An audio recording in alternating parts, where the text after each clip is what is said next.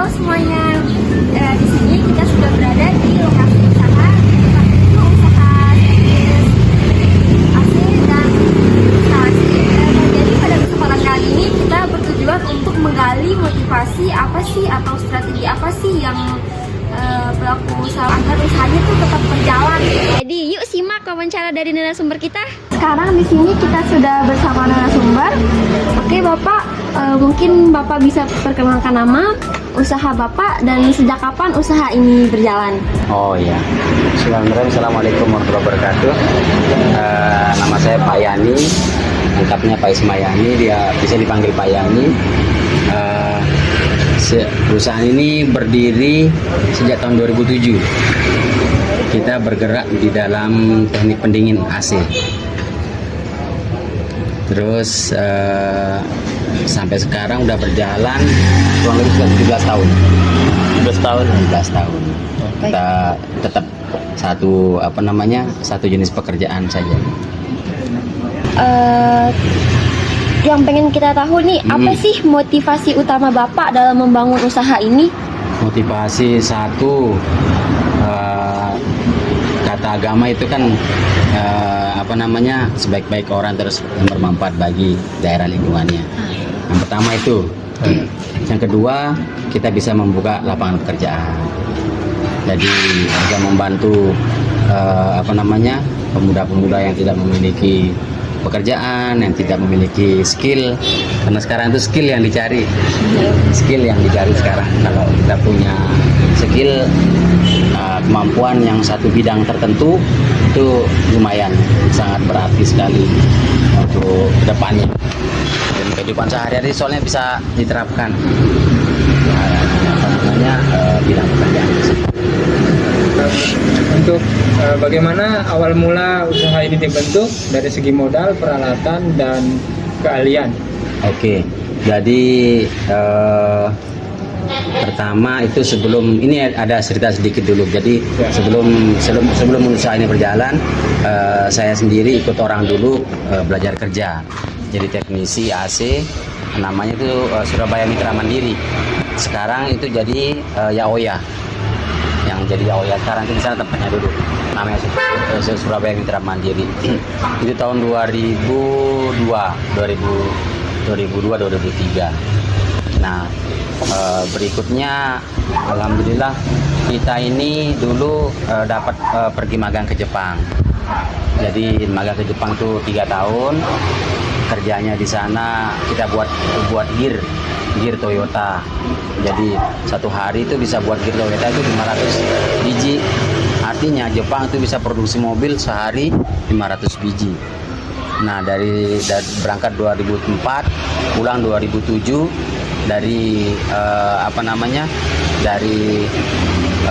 selesai 3 tahun di sana itu kita juga dikasih bonus untuk usaha. Jadi dengan modal itulah kita coba membuka step by step pekerjaan ini, sehingga sekarang itu dari satu cabang, ini pertama cabang saya dulu. Jadi pulang dari Jepang, tanah ini yang saya beli. Jadi ini saya beli, terus sedikit-sedikit usaha merintis dari nol. Nah, alhamdulillah sekarang dari satu cabang ini sekarang udah ada 4 cabang. Dari satu perusahaan, dari satu karyawan, sekarang udah ada 25 orang karyawan. Jadi Bapak juga berawal dari seorang teknisi biasa, gitu ya? Iya, jadi berawal dari teknisi biasa, dan sesuatu pekerjaan apa yang kita tekuni, kalau kita ingin jadi bos, kita harus kuasai dulu bidangnya tersebut. Sebab kalau kita tidak bisa menguasainya, suatu saat kita ditinggal oleh karyawan, kita mati. Itu yang pertama. Yang kedua, kita bisa menentukan waktu. Misalkan kita bisa membaca pekerjaan karyawan tersebut. Misalkan kita kasih job A, waktunya sekian jam, ini selesai. Sekian yang ke B kita kasih waktu, kita bisa baca waktu kerjanya. Kita bisa membaca timing kerjanya. Kalau lebih dari itu pasti ada sesuatu.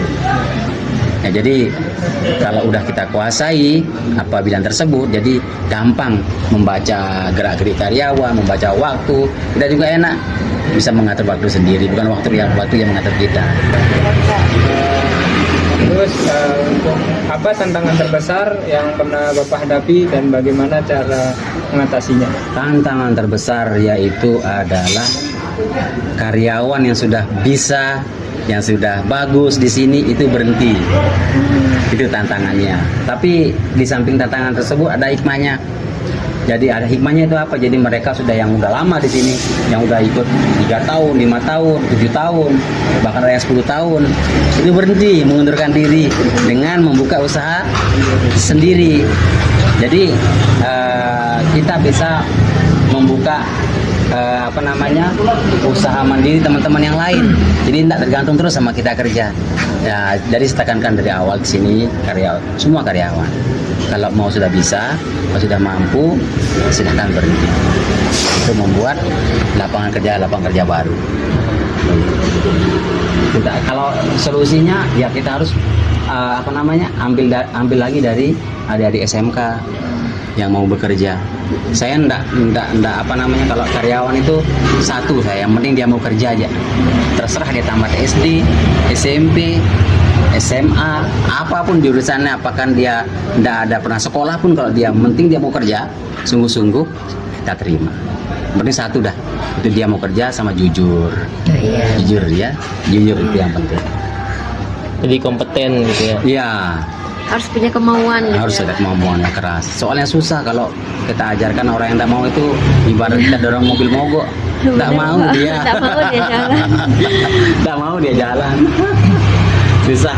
Jadi kalau dia ada kemauan dari diri sendiri, cepat dia berkembang. Kalau tidak mau susah. Jadi begitu. Oke, baik Bapak. Oke. Selanjutnya yaitu bagaimana peran teknologi kayak HP, internet sama yang lainnya itu dalam mendukung usaha yang Bapak jalankan saat ini. Oh ya, peran medsos ya, kita bilang Iya, medsos itu sangat luar biasa sekali. Ya, sekarang dulu waktu zaman waktu awal-awal kita belum mengenal medsos ini, jadi yang mengenal usaha ini hanya sekitar Mataram, Lombok Barat, ya. Tapi dengan adanya medsos ini kita sharing-sharing, perluas jangkauan, sharing-sharing ilmu, sharing-sharing pekerjaan. Jadi orang, oh ternyata Raja Teknik ini loh kerjaannya, ini loh hasilnya, ini loh kompetennya, ini loh keahliannya. Jadi bahkan dari Sumbawa Bima Dompu itu bisa hire atau minta pekerjaan di kami. Ya, bahkan dari Bali ada yang minta, tapi mungkin jangkauan ke Bali kami tidak bisa melayani. Paling maksimal sampai ke Bima kami. Jadi jangkauannya itu luas sekali, artinya kalau hari-hari bisa orderan 3 atau 4, kalau bilang ada medsos ini orderan itu bisa 10 orderan pekerjaan. Baik, berarti kalau peran teknologi itu sebatas medsos, berarti kalau itu Bapak usahanya itu udah ada medsos apa aja gitu? Saat ini saya di Facebook, sama WhatsApp, sama Instagram. Itu aja main. Jadi kita sharing-sharing di sana, kita sharing-sharing pengetahuan, sharing-sharing pekerjaan. Jadi kadang cari karyawan juga di sana. Terus untuk kedepannya kira-kira Bapak ada planning nggak untuk memperluas jangkauan bisnis Bapak gitu, untuk memperluas bisnisnya, maksudnya tidak hanya terbatas dari Facebook atau WhatsApp gitu, untuk membuat website atau mungkin bisa masuk ke ranah Instagram atau bagaimana? Iya, saat ini Instagram sudah jalan. Untuk pengembangan usaha dari medsos itu tetap berjalan terus. Untuk pengembangan usaha di membuat cabang yang lain, kita targetnya Lombok Timur yang belum. Karena saat ini di Lombok di setiap kabupaten dan kota itu sudah ada cabang kan. Jadi itu yang di kedepannya. Satu yang belum Lombok Timur. Jadi sambil kita persiapkan skillnya, sambil kita siapkan soft skillnya karyawan, sambil yang kita cari yang jujur, terutama nanti itu kita tempatkan di Lombok Timur menjadi perwakilan si Raja Teknik di sana. Baik. Berarti Bapak sudah memiliki beberapa cabang dan cukup banyak karyawan berarti ya? Iya, alhamdulillah. Ya, lumayan. Nah, Nah, dengan beberapa banyak karyawan yang Bapak miliki tersebut, itu bagaimana Bapak mengelola karyawan itu? Jadi setiap bulan kita ada meeting. Jadi kita kumpul semua di sini. Setiap akhir tahun juga kita ada meeting. Jadi ada apa saja keluhan dari setiap karyawan itu kita perbaiki, kita evaluasi. Depannya juga skill teknisi juga kita tingkatkan biar pekerjaan-pekerjaan di lapangan tidak ada kendala. Karena kalau skillnya kurang bagus nanti konsumen itu komplain, dia kok ini anak-anak SMK, anak-anak yang nggak bisa dikirim ke tempat saya. Itu yang harus di upgrade terus skillnya. Terus untuk karyawan kita kasih reward itu satu, siapa yang rajin masuk kerja. Yang kedua, siapa yang mampu menjaga alat toolbox itu tetap terjaga, tidak ada yang hilang, tidak ada yang rusak. Jadi itu kita kasih reward. Jadi mereka berlomba-lomba untuk menjaga alat kerja mereka itu tetap aman. Soalnya kalau hilang, mereka sendiri yang susah. Soalnya itu kita kasih percuma alat-alat tersebut, satu toolbox. Jadi itu mereka jaga untuk kita bawa untuk kerja ke lapangan. Selanjutnya nih Pak, boleh kita tahu teknologi atau alat apa saja nih yang jadi alat paling penting di sini buat menjalankan usaha ini yang dipakai di dalam pekerjaan sehari-harinya gitu. Oh iya. Jadi kalau alat-alat, saya pikir kalau alat-alat seperti biasa saja, tang, obeng, seperti biasa. Cuman yang jadi andalan kita di sini adalah skill kemampuan. Jadi skill kemampuan troubleshooting istilahnya. Troubleshooting itu sesuatu yang menganggap orang tidak bisa, tapi kami bisa. Karena kami di sini mengambilnya spesialisnya di AC Daikin. AC Daikin ini made in Jepang. Bahasa juga ada beberapa yang bahasa Jepang yang bisa kami mengerti karena kami 3 tahun di Jepang. Terus yang kedua, pimpinan perusahaan juga ini orang Jepang. Jadi kalau kami setahun sekali kita ada gathering di seluruh di Jakarta dan seluruh Indonesia, sehingga kalau pimpinan ketemu sama saya bisa tok bahasa Jepang sama dia. Yang terpenting adalah skill terutama, karena kebanyakan teman-teman di teknisi itu jarang mau belajar, jarang ya mau upgrade skill. Kalau sudah sudah deh. Sementara teknologi sekarang itu inverter namanya. Ini program standar, terus inverter. Di atasnya lagi ada teknologi VRP, di atasnya lagi terus berkembang. Jadi kalau teman-teman tidak mau belajar teknologi namanya inverter, ini sulit menganalisa kerusakan-kerusakan yang ada di lapangan. Makanya kami di sini sangat diandalkan sekali. Menjadi ujung tombak di NTB, kami dipercaya di sini untuk menghandle pekerjaan terutama yang brand Daikin. Dan brand Daikin ini seluruh hotel, ya, villa, rumah sakit, pokoknya yang besar-besar itu dipercayakan ke brand Daikin.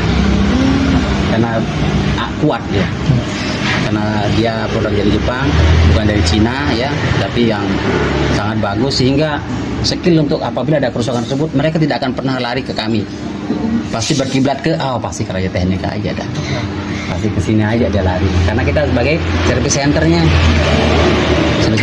Kita berdua di sini di NTB jadi service centernya, satu Raja Teknik, satu lagi di Rinjani Teknik. Kalau Rinjani Teknik dia handle Alfamart, Indomaret, dia yang handle. Tapi kalau saya rumah sakit, pokoknya semua yang besar-besar, hotel apa semua, villa, ya, rumah sakit itu kami handle. Jadi itu spesial yang di kami itu begitu. Yang tidak mungkin bisa akan dicoba di copy sama orang lain. Jadi itu salah satu branding utamanya. Iya. Jadi kalau orang banyak pekerjaan yang teman-teman teknisi lain sudah kami selesaikan, karena bukan dia memperbaiki malah merusak. Nah itulah kami edukasi ke konsumen dengan dengan foto maupun dengan bukti yang ada, itu yang membuat kepercayaan konsumen sama kami itu bertahan sampai sekarang dan tidak mau lepas. Nah ini yang terakhir nih Pak, ya. Apa motivasi atau pesan dan saran Anda untuk mahasiswa teknik yang ingin memulai usaha? Satu, tentukan dulu apa yang menjadi target usaha. Kalau sudah ada target usaha, yang kedua pelajari dia. Pelajari dia dari nol sampai betul-betul paham. Dari nol sampai betul-betul paham. Jadi jangan pindah dulu ke tempat yang lain atau bidang yang lain kalau satu ini belum dikuasai. Jadi kalau udah satu saya dikuasai, nggak usah dah memikirkan yang lain. Mantap di satu itu. Begitu juga pesan sajo saya atau bos saya waktu di Jepang, nggak usah kamu banyak jenis pekerjaan yang lain. Misalkan saya di AC, mau jadi borong bangunan, mau jadi besi, mau jadi tukang galan, apa enggak. Fokus di satu bidang sehingga pencapaian itu bisa maksimal. Tapi kalau seperti orang bilang palu gak ada, apa lu perlu kami ada, yang susah nanti menggali kubur juga mau kan begitu. Jadi fokus di satu bidang, dan Bushido, semangat perang. Bushido itu semangat juang.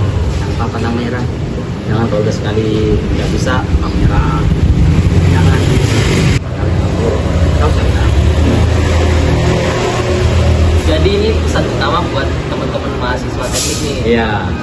Jadi tidak perlu menunggu untuk expert dulu. Iya, Berani perlu. mulai saja dulu. Iya, harus. Dari hal-hal kecil dulu. Dari hal-hal kecil mulai saja. Dan juga itu fokus ke satu Bidang tadi. Jika sudah dikuasai sampai expert, Ah. pasti akan datang sendiri. Pasti dicari. Ya. Mungkin segitu saja untuk wawancara dari narasumber kami kali ini. Terima kasih banyak buat Bapak. Mungkin pengalaman Bapak ini bisa menjadi motivasi Ya, mudah-mudahan. teman-teman mahasiswa. Saya senang sekali kalau remaja-remaja atau yang anak-anak muda yang mau sharing-sharing dengan kami masalah semangat kerja dan sebagainya, itu lebih apa yang kira-kira enak untuk dikembangkan saat ini banyak. Untuk lokasinya kita start dari SMA 7 Mataram, lalu ke arah barat di Jalan Aji Sucipto. Setelah itu 160 meter belok ke kiri Jalan Koperasi.